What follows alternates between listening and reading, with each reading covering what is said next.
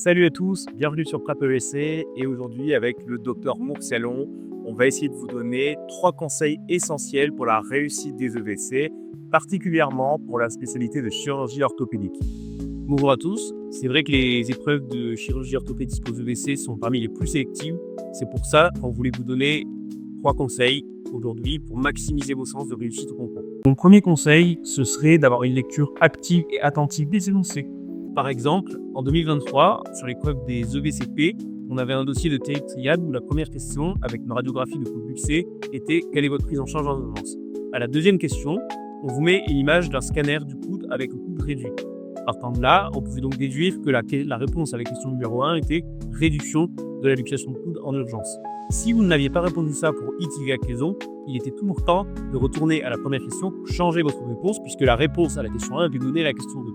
Je suis complètement d'accord avec ce conseil. Il faut lire attentivement les énoncés, avoir une lecture active et surtout, prenez le temps de lire tout l'énoncé, tout le cas clinique avant de commencer à répondre aux questions. Ça peut vous éviter de prendre une fausse route et de vous retrouver à l'avant-dernière question en vous rendant compte que vous avez fait un mauvais diagnostic depuis le départ. Mon deuxième conseil, ce serait ne faites pas d'impasse. Bon nombre de candidats pourraient penser que chaque année, aux épreuves d'orthopédie, ce sont les mêmes sujets qui tombent. En analysant de manière un peu plus détaillée les sujets qui tombent aux EVCP et aux EVCF, on se rend compte que chaque année, des questions inédites tombent et on pense que la sélection se fait sur ces questions-là.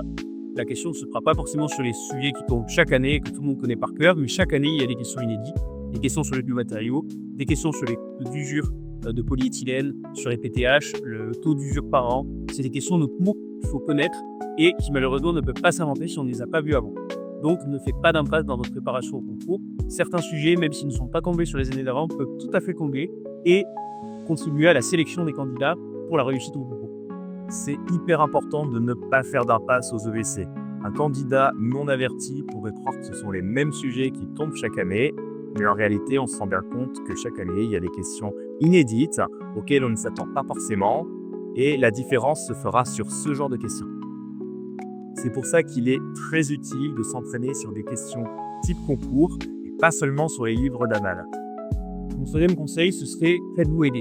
Un candidat qui se lance seul dans la préparation du concours aux EVC de chirurgie orthopédique pourrait se retrouver noyé devant la multiplicité des supports de travail, que ce soit les recommandations de la SOPCOT, de la SFCM, de la SFA, et plus savoir sur quoi travailler. N'hésitez pas à prendre conseil auprès d'anciens candidats qui ont réussi le concours, les lauréats. Travaillez en groupe, aidez-vous les uns les autres, ne restez pas seuls. C'est un conseil qui est très pertinent.